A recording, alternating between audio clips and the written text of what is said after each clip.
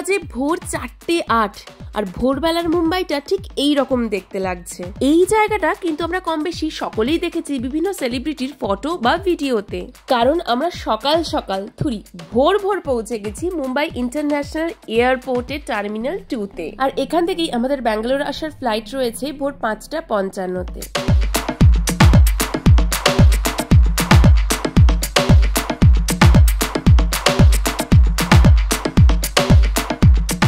আমরা মুম্বাইতে এসেছিলাম যখন ব্যাঙ্গালোর থেকে উঠেছিলাম টার্মিনাল 2 থেকে উঠেছিলাম। তো এখন মুম্বাইয়ের টার্মিনাল 2 এর সাথে ব্যাঙ্গালোরের টার্মিনাল 2 যদি কম্পেয়ার করি, ব্যাঙ্গালোর এয়ারপোর্ট টার্মিনাল 2টা অনেক বেশি গর্জিয়াস, অনেক ঝাঁ চকচকে। চাইলে দেখে আসতে পারো, আমি ওপরের লিংকটা অ্যাটাচ করে দিলাম। বাই দ্য ওয়ে, এই যে ভিস্তারা লেখা প্লেনটা দেখা যাচ্ছে, এটাতে করেই আজকে আমরা ফিরছি ব্যাঙ্গালোর। 2024 সালের নভেম্বরে তো এয়ার ইন্ডিয়া অ্যাকোয়ার করে নিয়েছে ভিস্তারাকে। তার আগে ভিস্তারাতে আমরা চড়েছিলাম, কিন্তু এই নিয়ে সেকেন্ড টাইম আমরা এয়ার ইন্ডিয়ায় চড়ছি।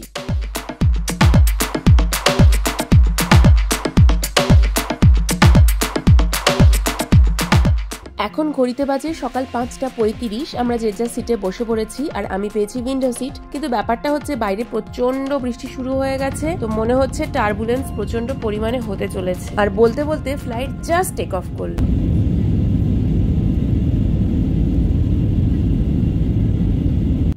এয়ার ইন্ডিয়া বা ভিস্তারা যেটাই বলো না কেন, এই প্লেনটার মডেল হচ্ছে এয়ারবাস A321 নিও, এবং এটাতেও এয়ার ইন্ডিয়ার অন্যান্য প্লেনের মতন 3 রকমের কেবিন কনফিগারেশন রয়েছে। নাম্বার 1 হচ্ছে ইকোনমি, যেখানে 132টা সিট রয়েছে। নাম্বার 2 হচ্ছে প্রিমিয়াম ইকোনমি, যেখানে 24টা সিট রয়েছে। আর নাম্বার 3 হচ্ছে বিজনেস ক্লাস, যেখানে 8টা সিট রয়েছে। বাই দ্য ওয়ে, এখন কিন্তু পুরো জলের উপর দিয়ে যাচ্ছে প্লেন, এরপর স্থলে ঢুকবে। आपकी यात्रा को और सुखद बनाने के लिए आप हमारे क्रू से डू नॉट डिस्टर्ब या मेक मी आंखों की स्टिकर प्राप्त कर सकते हैं। हम शीघ्र ही नाश्ते এই প্রথম আমি এরকম ভোরের ফ্লাইটে কোনো উইন্ডো সিট পেলাম।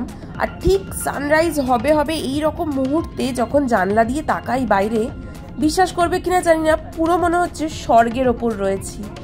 অপূর্ব লাগছে, অসাধারণ, মানে কোনোভাবে এটা ভাষায় বলে বা দেখিয়ে হবে না। অসাধারণ এক্সপিরিয়েন্স। বাই দ্য ওয়ে, এরকম মেঘ দেখে মনে পড়লো, আমরা যে এখন ট্রিপটা করলাম লোনাভালা, ওটা কিন্তু পুরো ভরা বর্ষায় ট্রিপটা করেছি।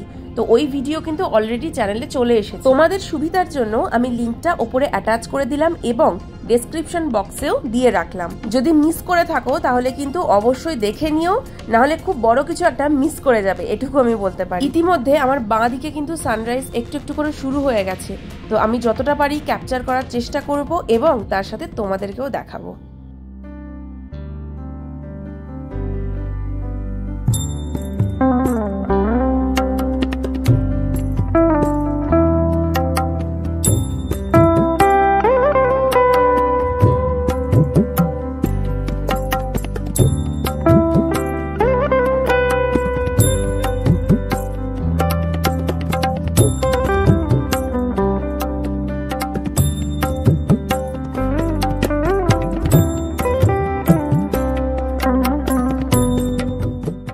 ব্যাঙ্গালোর থেকে যে এয়ার ইন্ডিয়ার ফ্লাইটে আমরা এসেছি মুম্বাইতে, সেখানে এরকম সামনে স্ক্রিন ছিল না। আর এটাতে যেহেতু ছিল, সেই জন্য আমরা বারবার ককপিট ভিউ, ওপর থেকে ভিউ, সাইড ভিউ, বিভিন্ন রকম ভাবে ভিউ এক্সপ্লোর করছিলাম। বেশ মজা লাগছিল আমাদের। ও বাই দ্য ওয়ে, এই ফ্লাইটে কিন্তু প্রত্যেকে একটা করে ইয়ারফোন দিয়েছিল, যেটা আগের ফ্লাইটে দেয়নি। তো ওটা একটা এক্সট্রা জিনিস আমরা পেয়েছি এই ফ্লাইটে।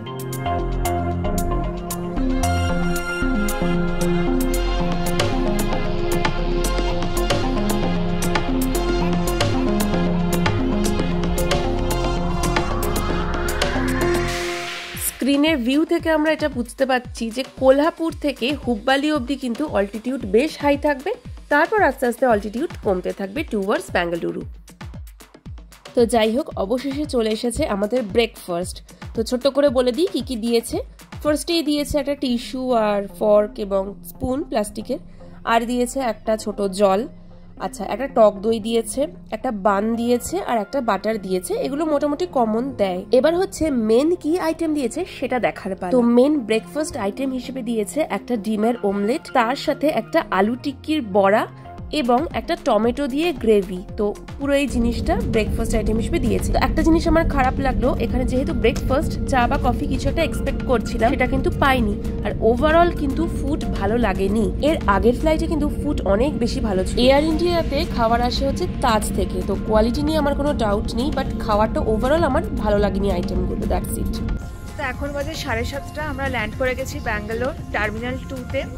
That is it for Lonavala trip. কেমন লাগলো অবশ্যই কমেন্ট করে জানাবে, আর নেক্সট এপিসোড কি আসছে সেটা তো দেখতেই পাবে, তার জন্য স্টে টিউনড।